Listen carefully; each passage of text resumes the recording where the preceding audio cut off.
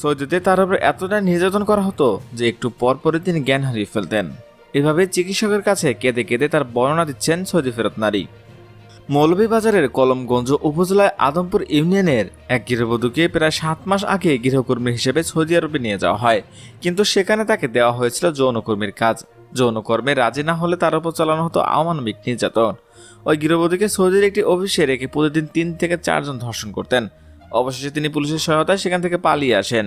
পরে পরিবারের সদস্যদের সঙ্গে কথা বলে গত 26 নভেম্বর দেশে ফিরে আসেন। গত 7 মাস তার উপর চলা সেই নির্যাতনের বর্ণনা দেন তিনি। পরিবারের সদস্যের কাছে সেই বর্ণনা দিতে গিয়ে জ্ঞান হারিয়ে ফেলেন ওই গৃহবধূ। চিকিৎসক জানান, ওই গৃহবধূ মারাত্মক অসুস্থ অবস্থায় দেশে ফিরে হাসপাতালে প্রাথমিক চিকিৎসা নিয়েছেন। এখন মানসিকভাবেও অসুস্থ হয়ে পড়েছেন তিনি। মাঝে মাঝে আতঙ্কগ্রস্ত হয়ে বিভিন্ন কথা বলছেন। তার গোপন অঙ্গ সহ শরীরের বিভিন্ন জায়গায় নির্যাতনের চিহ্ন রয়েছে।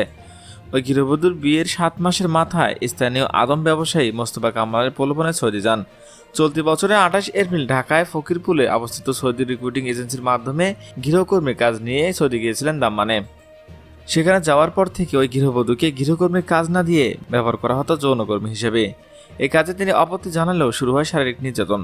নির্যাতনকারী তাকে জানান, বাংলাদেশে 4 লাখ টাকার বিনিময়ে তাকে কেনা হয়েছে যৌনকর্মী হিসেবে।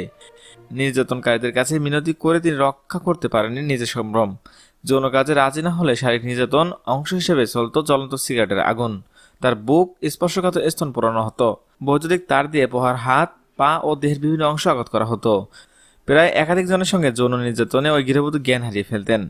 সুযোগ বুঝে রুবিনা পালিয়ে গিয়ে সৌদি পুলিশের সহায়তা নিয়ে হাসপাতালে ভর্তি হন। নির্যাতনে আহত স্থানের ছবি সেখান থেকে দেশে স্বামী ও সন্দেহ পাঠাতেন তিনি। এরপর স্থানীয় আদম ব্যবসায়ী মোস্তফা কামালকে বলে স্ত্রীকে দেশে ফিরিয়ে আনার জন্য চাপ দেন ওই গৃহবধূর স্বামী। পরে ঘটনাটি তিনি কমলগঞ্জ উপজেলায় নির্বাহী কর্মকর্তাকে জানান।